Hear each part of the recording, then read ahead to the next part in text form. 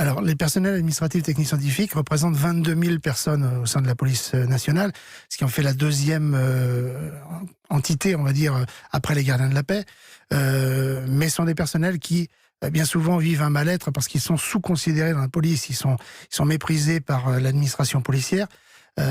C'est-à-dire que une fois qu'on a géré les personnels actifs, ce qu'on appelle les personnels actifs, c'est-à-dire commissaires, officiers, gardiens de la paix, derrière ces personnels qui sont des personnels de l'ombre, qui travaillent en coulisses, qui effectuent toutes les missions de soutien, sont la dernière roue du carrosse, si je peux Vous êtes considérés comme des bureaucrates, c'est ce que vous nous dites. C'est ça, des sous-catégories. Et pour les administratifs, ça a été amplifié ce phénomène depuis 2010 où on a une fusion de corps. C'est-à-dire qu'avant on avait des administratifs police nationale. Et maintenant, ils sont fusionnés avec les personnels de préfecture sous l'appellation personnel administratif de l'intérieur et de l'outre-mer. Je voulais savoir évidemment de quoi il s'agissait, quel était effectivement ce personnel administratif. Donc on découvre évidemment vos fonctions, vos attributions précisément là depuis cet événement dramatique. La préfecture de police de Paris, on sait que l'assaillant disposait d'un couteau en céramique. Vous avez l'habitude de fréquenter ce lieu, on le sait, extrêmement gardé, extrêmement surveillé à toute heure de la journée, de la nuit.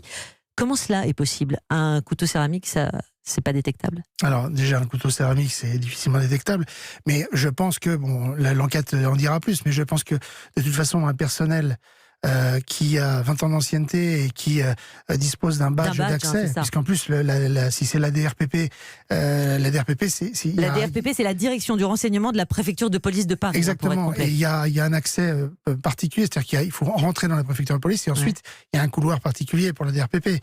Donc il faut un badge d'habilitation. Ça veut dire, pardonnez-moi, qu'on rentre avec un badge, mais pas nécessairement en passant sous un portique?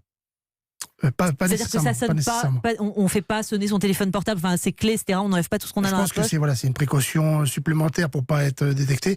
Mais quand on est fonctionnaire de la préfecture de police, on a une possibilité d'accès et apparemment, puisqu'il s'agissait de quelqu'un qui a une habilitation pour intervenir sur du matériel informatique, il devait avoir un badge d'accès assez large.